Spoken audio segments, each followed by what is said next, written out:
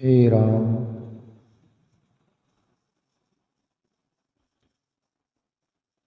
हाँ प्यारे मित्रों, पद है एक साधु बद्री नाम के, उनका पद है। ये बहुत पुराना पद है।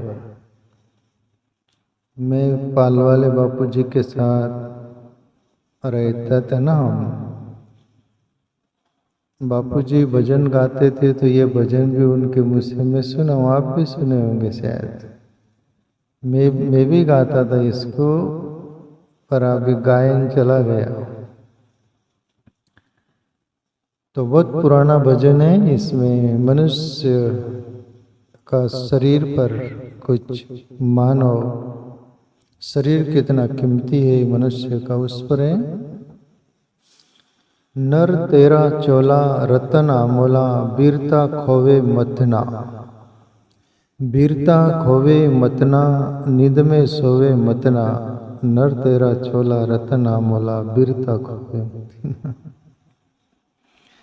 बापू जी ऐसा गाते थे, नर तेरा चोला रतन अमोला, वीरता खोवे मतीना। वीरता खोवे मतीना, नींद में सोवे मतीना। नर तेरा चोला रतन अमोला, वीरता खोवे मतीना। इस अंदाज में अभी गायन नहीं करते, गद्दे में लेते। नर तेरा चोला रतन अमोला, वीरता खोवे मतीना। ऐ मनुष्य नर, तेरा शरीर रूपी चोला बहुत कीमती है, रत्न जैसा है, हीरे जैसा है। इसमें परमात्मा रूपी हीरा रहते हैं। तो ये शरीर में उसको खोज सकता है, उसको जान सकता है, अनुभव कर सकते हैं।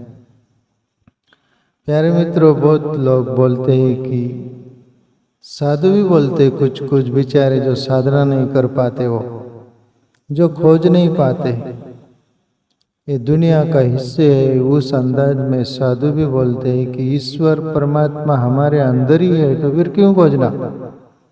अपना जो काम है वो करो ना, वो है ही, उसको क्यों खोजना। जो है वो ठीक भी है, पर दूसरी बात प्रैक्टिकली है, उसका अनुभव होता है, ये भी है। सिद्धार्थ गौतम परमात्मा का अनुभव करके परमात्मा हो जाता, ये अपन ने सबने सुना, शास्त्र पढ़ा, देखा। आज बुद्ध के पद चिन्ह पर बहुत दुनिया चल रही, अपने अंदर परमात्मा को खो जाता। हम कबीर साहब के पद गाते, उस पर चर्चा करते। कबीर साहब ने अपने अंदर परमात्मा को अनुभव किया था। कस्तूरी कुंडल बसे, ढूंढ फिरे बन माई, तैसे ही हरि बसे निरंतर, मनुष्य खोजत नहीं। ऐसा करके है वो। कबीर साहब भी बोले, जैसे कस्तूरी मृग के नाभि में रहती है, वो बन बन ढूंढता रहता है, वैसे ही परमात्मा तुम्हारे में ही है बोले, पर तुम खोजते नहीं। प्यारे मित्रों, परमात्मा हमारे अंदर है, इसको नकारा बिल्कुल नहीं जा सकता। वो है, रियल है, पर पक्का उसका अनुभव होता है। अनंत लोगों ने अनुभव किया। अभी जैसे आप लोगों ने शास्त्रों में सुना, कोई बुद्ध को हुआ, महावीर को हुआ, कबीर को हुआ, ज्ञानेश्वर को हुआ, बहुत सारे, गुरु नानक को हुआ, बहुतों को हुआ। पर वो हुआ, वो भूतकाल हो गया। पर वर्तमान में मैं तुम्हारे सामने बैठा हूँ, मैं गवाही हूँ उसका। वो परमात्मा तुम्हारे अपने अंदर रहता है और अनुभव होता है। जितनी अपनी पात्रता हो उतना वो प्रगटता है। पर जैसे कोई मकान में रहता है, उसका थोड़ा भी पता चल गया तो उसका तो उस मकान में क्या है ये तो पता चल जाता है। तो प्यारे मित्रों, नर तेरा चोला रतन अमोला बिरता खोवे मतीना, एक स्त्री हुई राबिया, मुस्लिम सूफी फकीर हुई। बहुत अंदाजों में जिक्र करते हैं अनुभवी लोग, मैं भी उनको पढ़ा हूँ, राबिया का जीवन भी पढ़ा हूँ। एक दासी जीवन से ब्रह्म तक का अनुभव उन्होंने किया था। परमात्मा अल्लाह, परमात्मा एक ही है, और वो ईश्वर को पाकर राबिया परमात्मामय हो गई थी।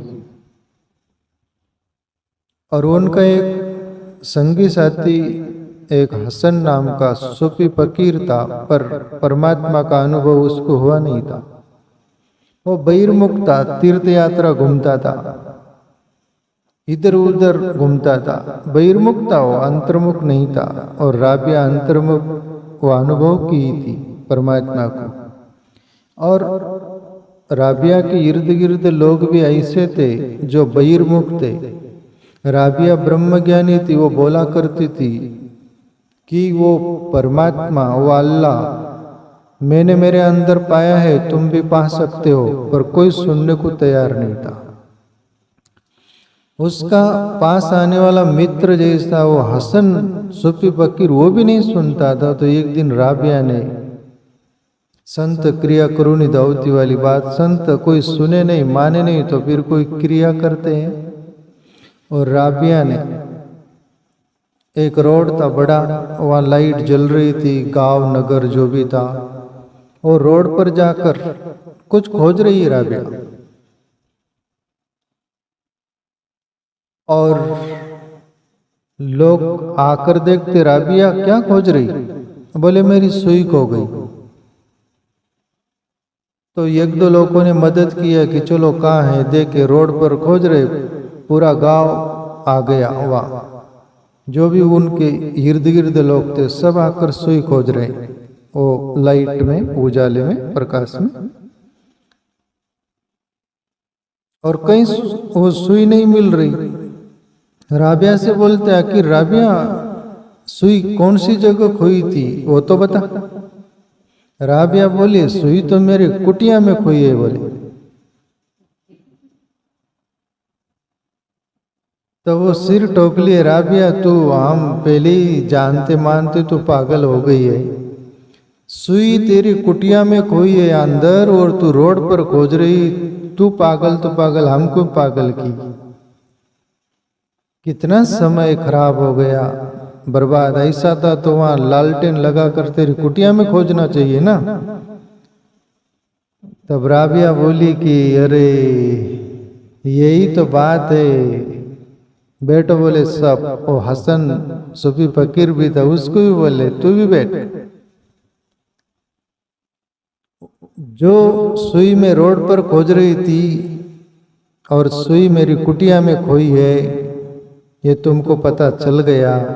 ऐसे ही वो ब्रह्म परमात्मा तुम्हारे अंदर ही खोया हुआ है, या तुम्हारे अंदर ही है। मैं तो एक बार कुटिया में देख भी लूंगी, पर तुमको मैं बोलना चाहती हूँ, जो तुम बाहर खोज रहे ना, जैसे सुई कुटिया में खोई रोड पर अपन खोज रहे थे, यहाँ मिलने वाली है क्या? ऐसे ही तुम बाहर खोज रहे, बाहर मिलेगा क्या?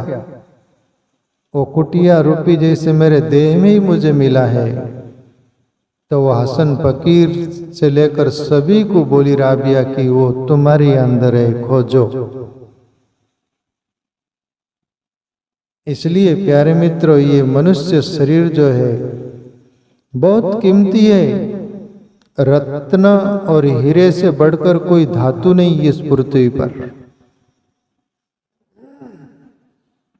उसका उदाहरण देकर ये साधु बद्रीनाथ वो बोल रहे हैं, नर तेरा चोला रतन अमोला वीरता खोवे मथीना।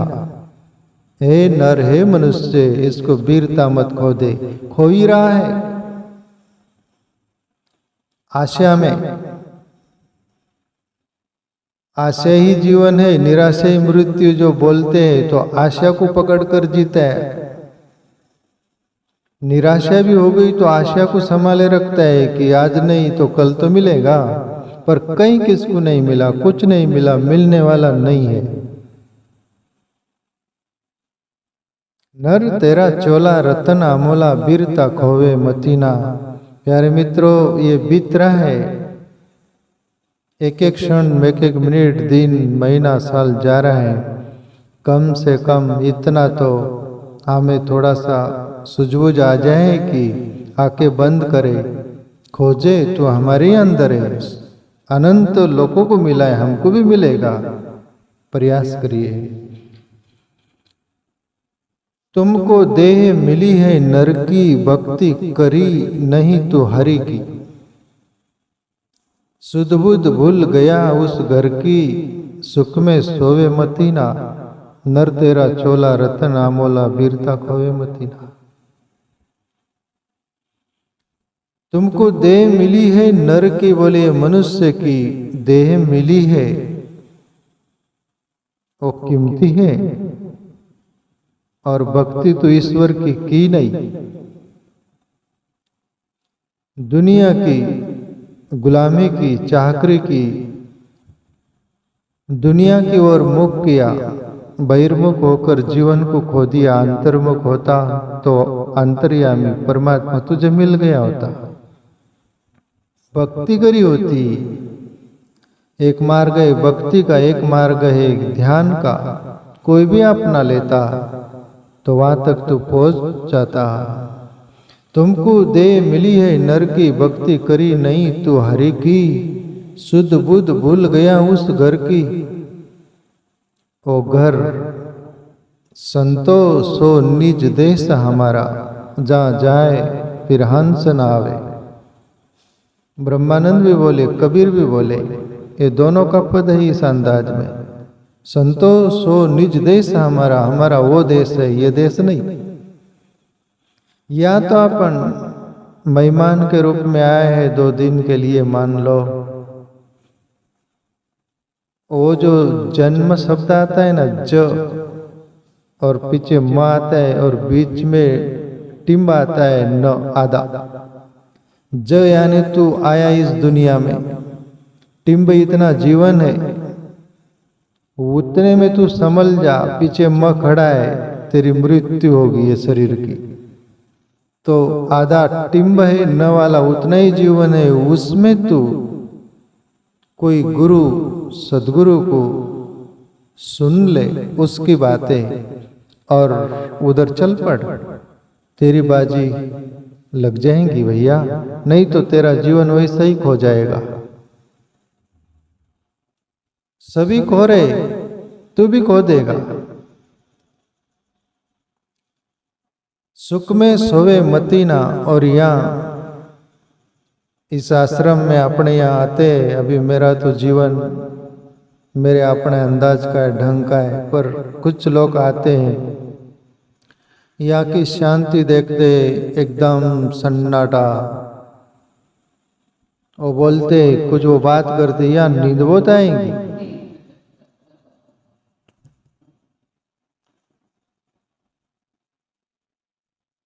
बद्रीनाथ जो संत बोल रहे हो, सुख में सोवे मतीना।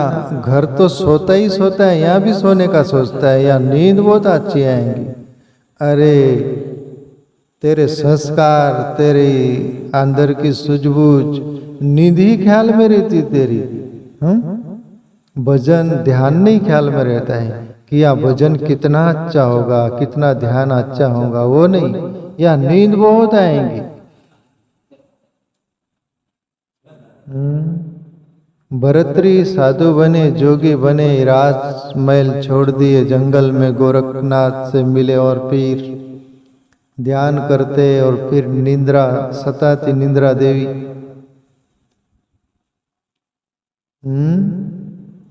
जिन घर जाजे बेरण नींद, जा घर राम नाम नहीं भावे।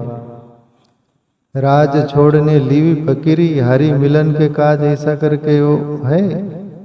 हे नींद जा, तू मेरा पीछा छोड़, मैं सब राजपाट छोड़कर जोगी बना।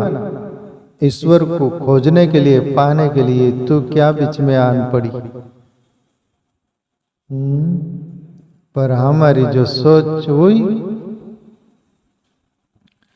तो प्यारे मित्रों, आगे बोले बद्रीनाथ जी, तेरी पूर्व जन्म की करनी तुझको होगी यहाँ पर भरणी, ऐसी वेद व्यास ने बरणी, दुख में रोवे मती ना। पूर्व जन्म की जो अपनी करनी होगी, जो अपने कर्म का, जो प्रारब्ध का सब कुछ होगा, या वो फसल कटनी कटनी आप लाख कोशिश करोगे। फरियादन कर, ये तेरा पूर्व का लेखा जोखा है, जो तूने किया वही यहाँ पर मिलता है।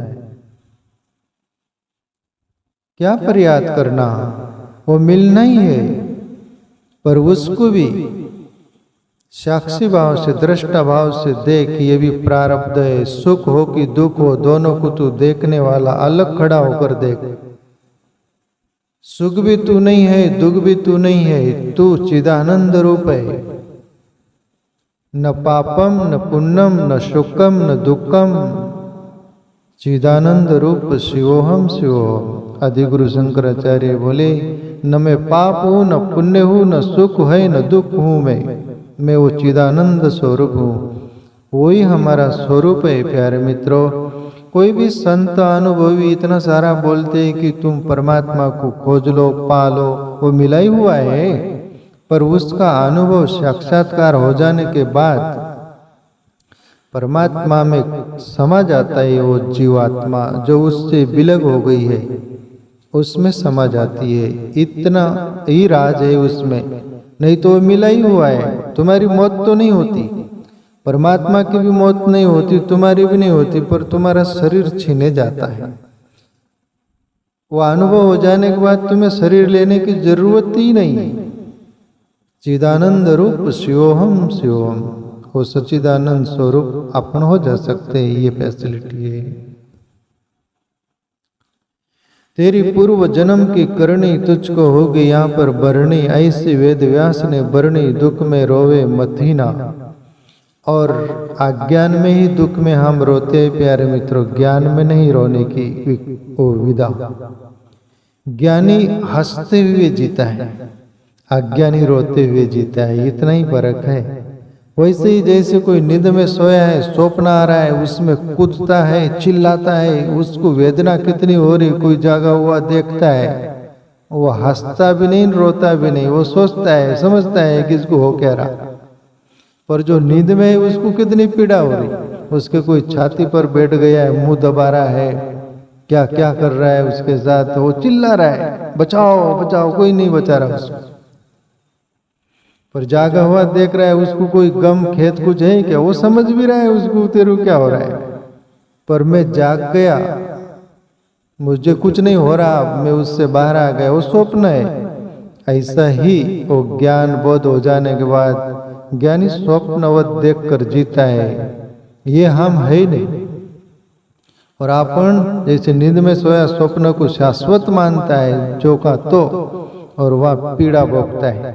ऐसे ही अपन जीते जी सुख दुख की गर्त में पड़ते रहते हैं। प्यारे मित्रों, ब्रह्मज्ञानी एक महापुरुष को मैं पढ़ा, शरीर में ये प्रारब्ध के भोग रहते, अंतिम जन्म रहता है, तो वो जो घटना घटती, मेरे अध्ययन में, मेरे पढ़ने में हजारों महापुरुष मैं बोलता हूँ, सैकड़ों नहीं बोलता। और मेरे अभ्यास ईश्वर को पाए हुए महापुरुषों का ही मेरा अभ्यास रहा, मुझे वो ही पसंद रहा।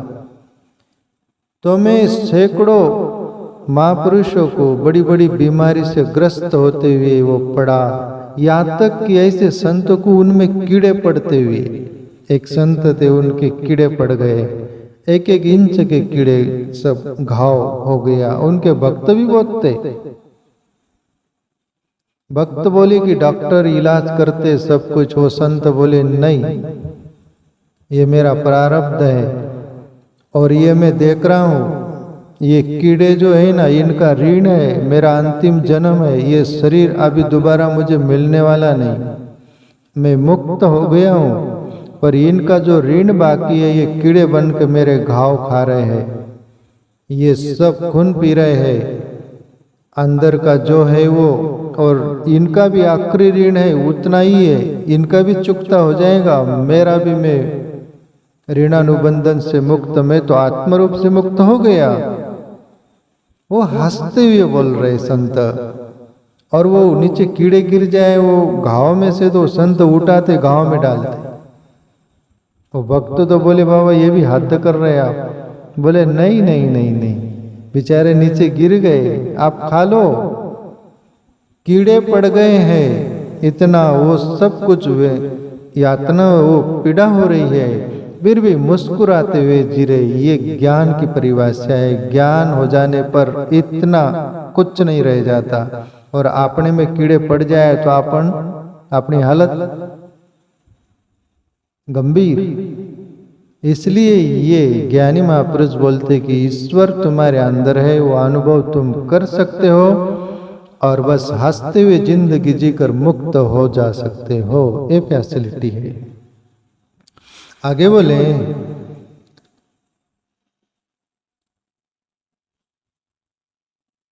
देखे ऋषि मुनि फिकर में फंस गए माया के चक्कर में।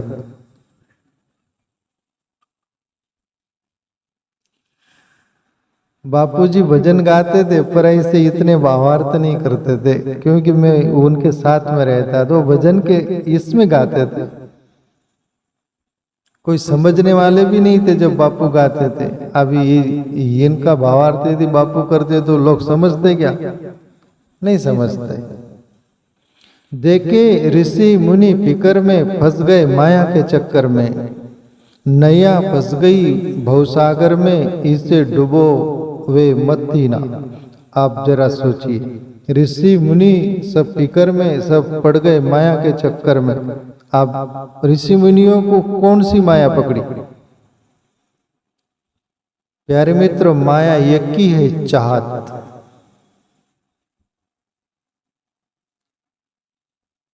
चाहत ही माया है। तुम साधु भी बन गए ना, और चाहत को लेकर यदि जी रहे हैं ना, तुम फिक्र में ही रहोगे।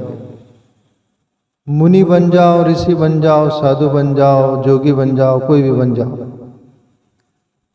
चाहत का पिटारा यदि तुम्हारे पास है तो पीकर खाएंगी।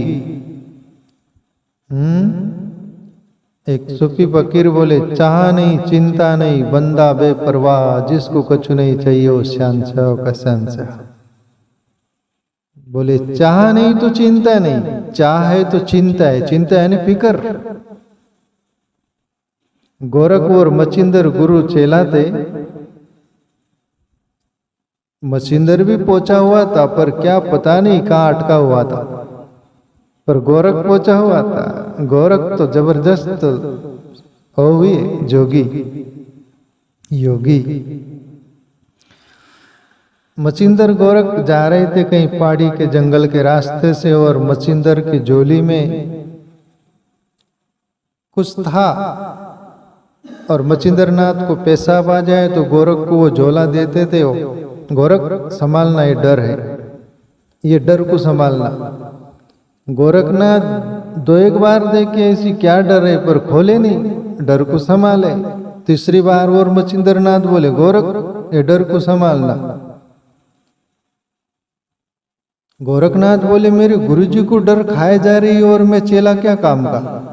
चेला गुरु का काम नहीं आया तो फिर क्या काम का चेला? अभी मेरे गुरुजी की डर मिटाना ही चाहिए। क्या डर है? देखते, बहुत बड़ी पहाड़ी से जा रहे थे, खाई थी नीचे, देखे तो सोने की ईंट थी, दो तीन। गोरखनाथ वो तीनों ईंट फेंक दिए नीचे खाई में, और मचिंद्रनाथ पेशाब करके आए। गोरख लाओ डर। गुरुजी आप डर नहीं, डर को मैंने फेंक दिया नीचे खाई में, अभी कोई डरने की जरूरत नहीं, अरे मच्छिंदर वो सोने की ईंट थी, ये गोरख वो सोने की ईंट थी। गुरुजी कोई भी वो डर है, वो सोने की ईंट हो कुछ भी, वो डर को पालना नहीं, अपन जोगी है। कभी कभी शिष्य भी गुरु को बहुत देने लग जाते हैं।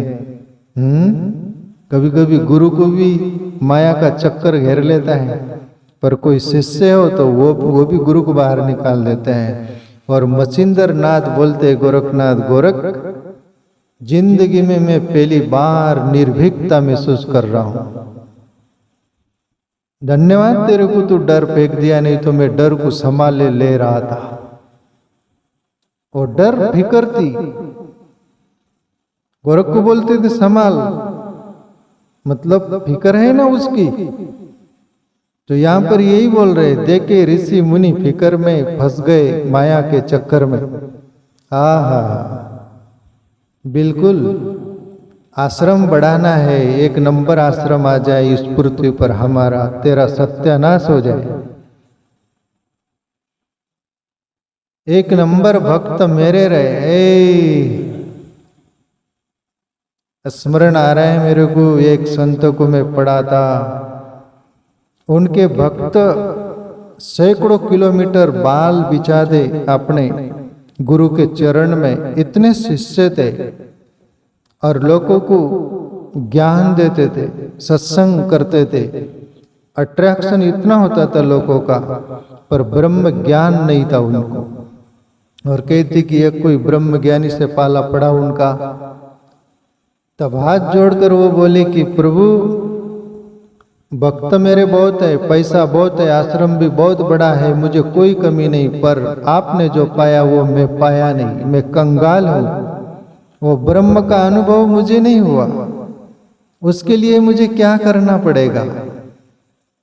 तब वो संत बोले कि उस ब्रह्म को जानना है, अनुभव करना है, तो ये भगत जगत को भी, तेरे आश्रम को भी, धन दौलत को भी रात के 12 बजे छोड़ के चला जा हिमालय तरफ जंगल में। जब तक भूख लगे खाना खाना, प्यास लगे पानी पीना, नींद आए सो जाना, मौन रहकर ध्यान करना। जब तक वो ब्रह्म का अनुभव नहीं हो जाए, पीछे मुड़कर देखना नहीं, न भगत को याद करना, न आश्रम को, न जगत को, किसी को नहीं। और वो गया और फिर ब्रह्म को पाकर लौटा। तो प्यारे मित्रों, साधु भी फिकर को पालेगा तो ब्रह्म हाथ नहीं आएगा, ब्रह्म खो जाएगा, ये दुनिया का सब कुछ आ जाएगा, पर एक दिन मौत एक की फटके में छीन लेगी। इसलिए देखे ऋषि मुनि फिकर में फंस गए, माया के चक्कर में नैया फंस गई भवसागर में, इसे डुबो मतीना।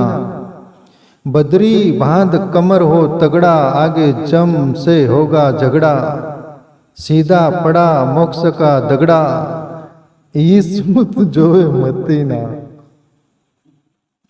नर तेरा चोला रतना मोला, वीरता खोए मतीना।